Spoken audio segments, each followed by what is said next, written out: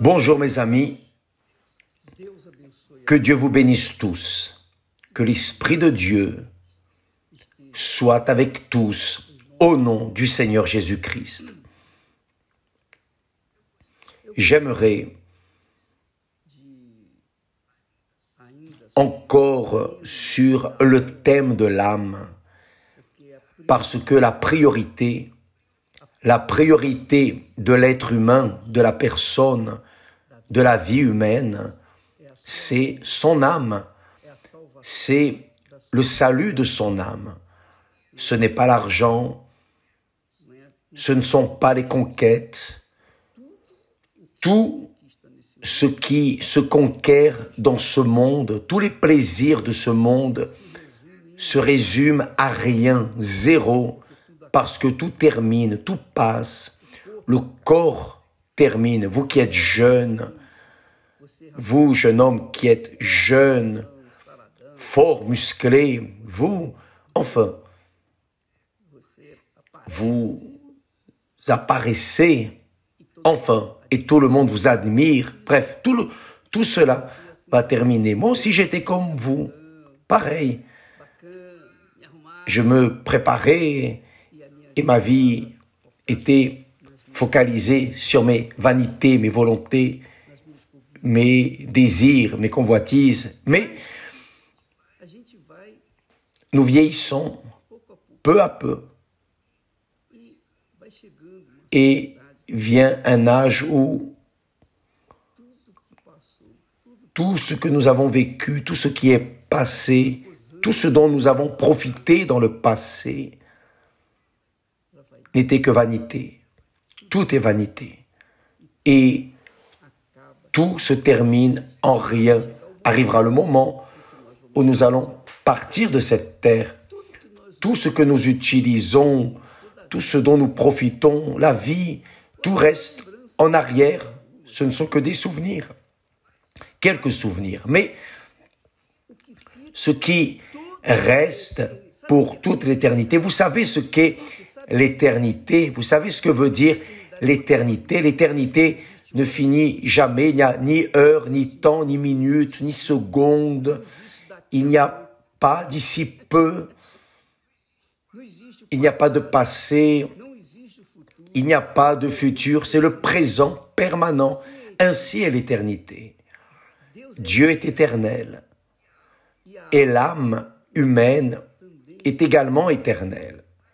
Mais la question qui reste est, où va notre âme? Où va votre âme? Après que vous aurez suffisamment profité de la vie, de la jeunesse, de la beauté, etc. Où va votre âme? Tout le monde sait qu'il va mourir, mais personne ne pense à son âme. Les personnes ne pensent qu'aujourd'hui, je veux vivre aujourd'hui intensément. Et il y a ceux qui projettent leur vie pour 90 ans, 95 ans, 100 ans, mais après un certain âge. Vivre pourquoi? Juste pour souffrir entre les mains des médecins, souffrir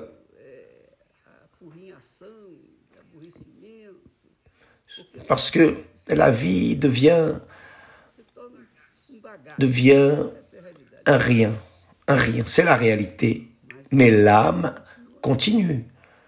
Donc, lorsque l'âme décolle du corps, elle va vivre l'éternité avec Dieu ou sans Dieu, si au ciel ou en enfer.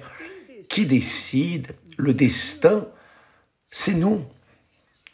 Le destin de votre âme, c'est vous qui en décidez. Que vous soyez pauvre ou riche, peu importe qui vous êtes.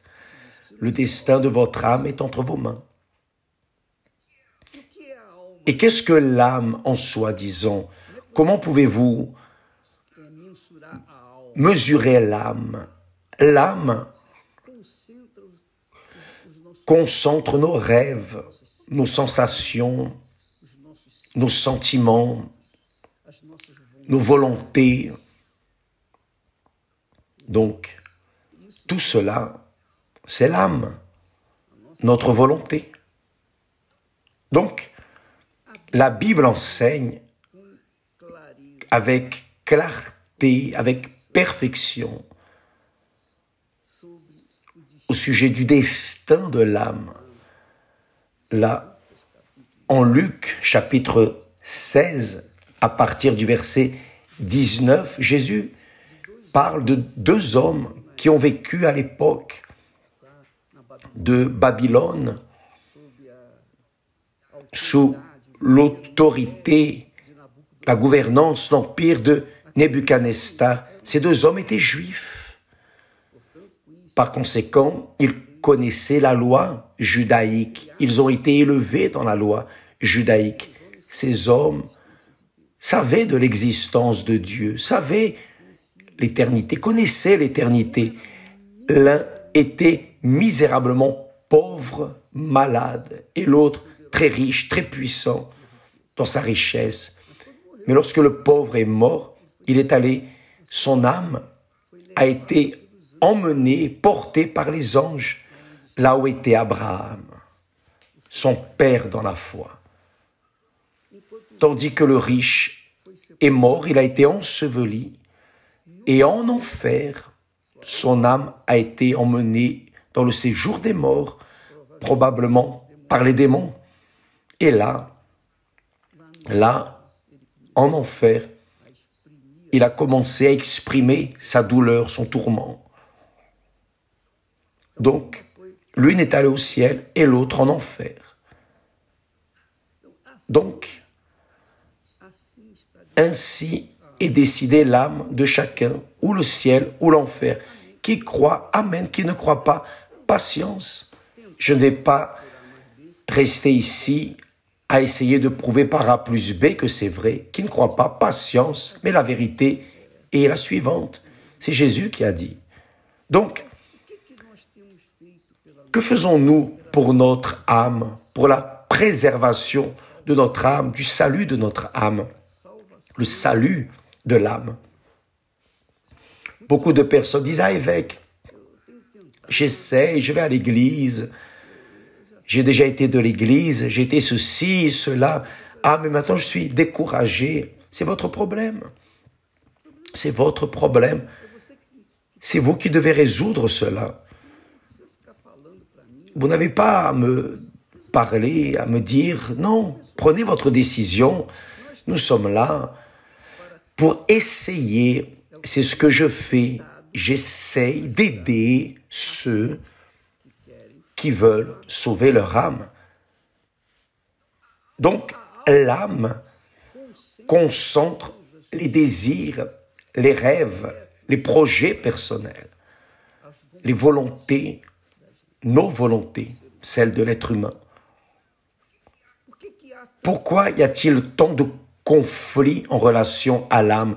Pourquoi les personnes désistent tellement de leur âme, donnent-elles si peu de valeur à leur âme? Parce qu'elles ne comprennent pas la parole de Dieu. Parce que l'âme humaine, entraînée par les sensations de ce monde vil et distraite, elle se maintient distraite ici jusqu'à la mort pour aller en enfer ensuite. Mais la parole de Dieu alerte, les prophètes alertent au sujet du destin final de l'âme. Et ici, dans le texte sacré, l'apôtre Jean a dit ainsi: « N'aimez point le monde, ni les choses qui sont dans le monde.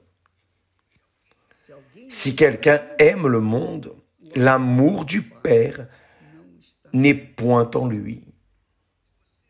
Si vous aimez le monde, ou les choses que le monde offre, l'amour de Dieu n'est pas en vous. » Et ça, c'est la raison pour laquelle beaucoup ne s'importent peu de la destinée finale de leur âme.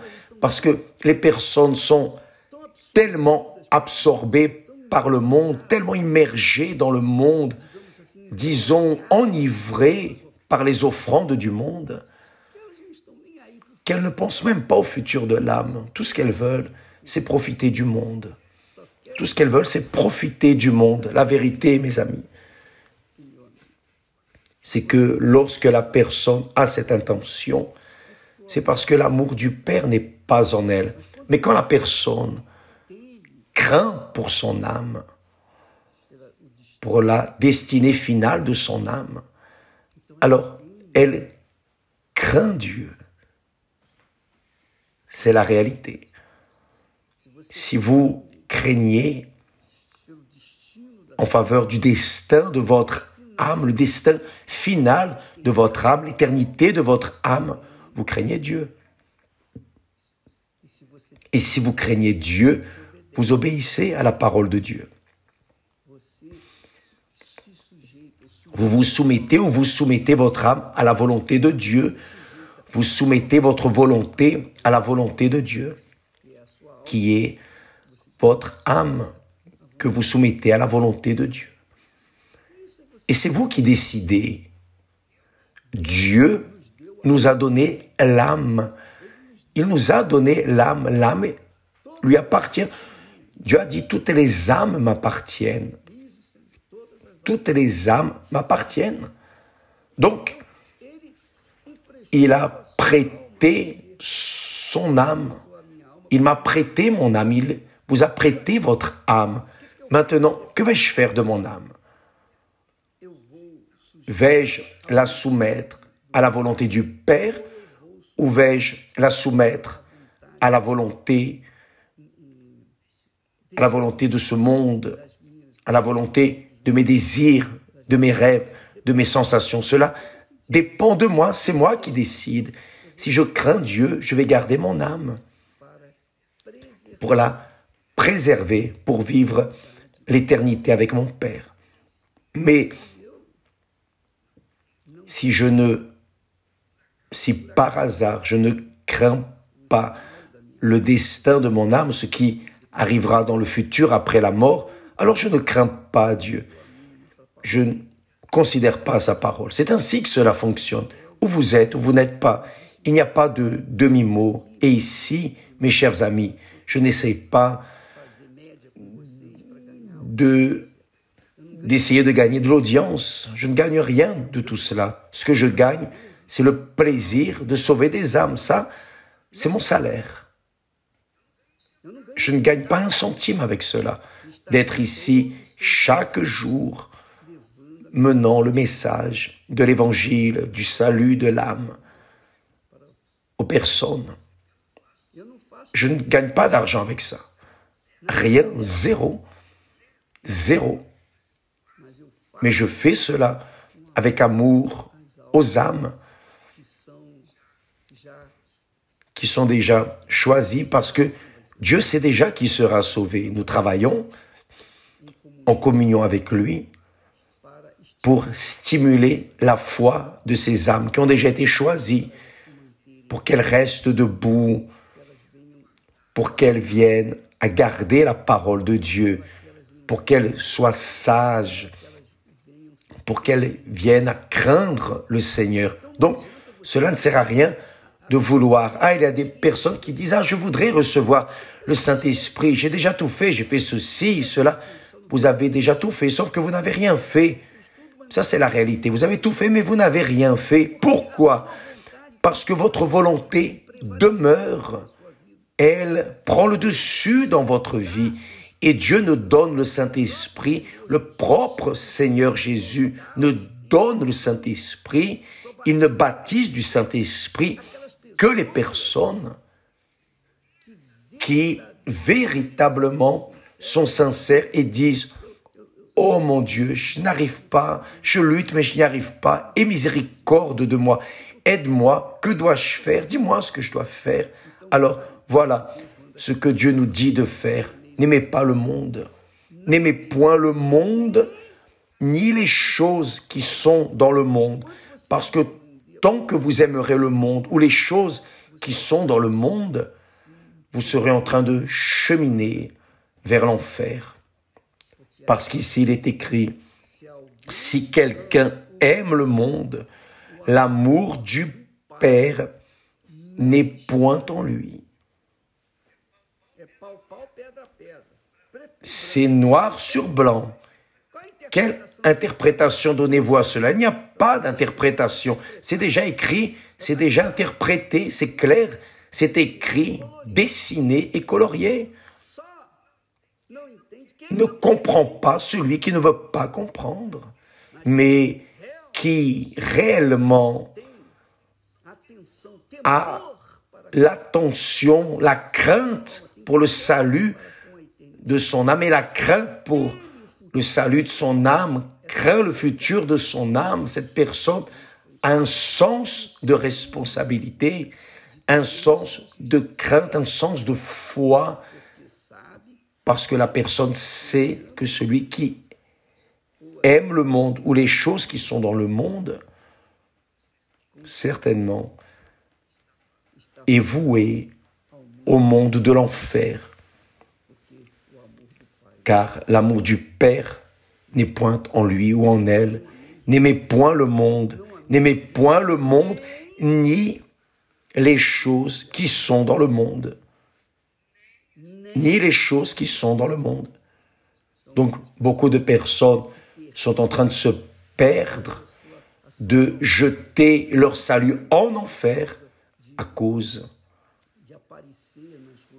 pour apparaître dans les réseaux sociaux, faisant ceci, faisant cela. Les personnes veulent apparaître. Et Jésus a dit, à travers son serviteur, n'aimez point le monde, ni les choses qui sont dans le monde. Si quelqu'un aime le monde, l'amour du Père n'est point en lui.